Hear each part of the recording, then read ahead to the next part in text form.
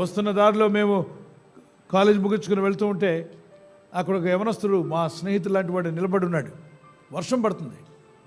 ఎందుకురా ఇక్కడ నిలబడ్డా, వర్షం పడుతుంది కదని అడిగాం. కోడి పుంజో కోడిపెట్ట తడిసిపోయినప్పుడు ఎలా ఉంటుంది, వణిగిపోతూ నిలబడుతుంది. అక్కడ నిలబడ్డాడు. పక్కన ఫ్రెండ్ చెప్పాడు, వీడు ఎందుకు ఇక్కడ నిలబడ్డాడంటే గర్ల్స్ హై స్కూల్ అంటది. వాడు హృదయం మారలేదే అని బాధపడ్డాం. ప్రార్థన చేశాం, ఎవరి మాట వినలా. వాళ్ళు మేనత్త బుల్లెట్ కొనిచ్చింది. వాడి పేరు బుల్లెట్ రాజా అని పెట్టుకున్నాడు. దుకుతుకు వెళ్తాడు, దుమ్ము లేపుకుంటూ. ఈయన చూసి హార్న్ కొట్టుకుంటూ వెళ్ళి అటీలో ఒకసారి బస్ కిందకి వెళ్ళిపోయాడు. జీవితాన్ని నాశనం చేసుకున్నాడు.